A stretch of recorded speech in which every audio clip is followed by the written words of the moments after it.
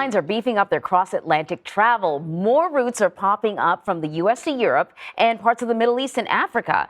But more routes means more competition and potentially lower fares for travelers. That's what we want to hear about. So here to break it down for us and share some tips, of course, is CBS News senior travel advisor Peter Greenberg. I love the sound of that, but you got to get in at the right time, right? So what are some of the best deals on new routes? Well, let's talk about those routes to begin with. Okay.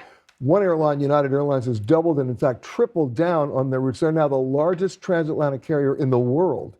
That's right, 37 routes across the Atlantic, ranging from Cape Town to Stockholm, to Rome, to Barcelona, Dubrovnik. Wow. I mean, they've added up so many different routes, and not necessarily to the Londons and Parises, right? So you have secondary and tertiary cities that are options for you to do that. Now, alongside that, Delta Airlines is coming in. They're flying 10% more of their flights across the Atlantic.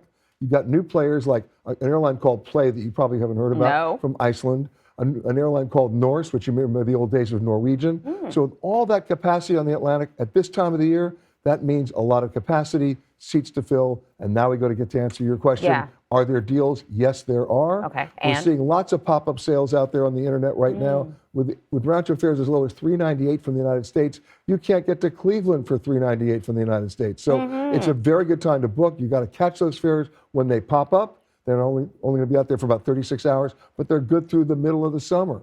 So get them now, because this is when the airlines are throwing everything at. They want your attention. They want your money. They want to introduce these routes. They want people to try them. Right. So listen, when booking one of these flights, are there sort of pros and cons to choosing a U.S. carrier versus some of these other carriers that you talked about from overseas? Well, a lot of the fares that are coming out are from the airlines like Aer Lingus and TAP Air Portugal. Yeah. But that's not the issue. The issue is the airports they're flying to, because they still haven't fixed a lot of their infrastructure problems, and the madness and the chaos that happened in the summer of 21 and last summer are still very much with us. So if you're going to fly any airline to Europe and you want to continue on, you may not want to connect flights. You may want to then take the train once you get there. But if you are going to connect, give yourself 3 hours of connect time, because that's how long it may take, based on how many things are slowing down. Yeah. They're still having staffing shortages. Yeah, I've had some trauma from connecting flights that didn't connect, and the train system in Europe is great. It's the best. Yeah.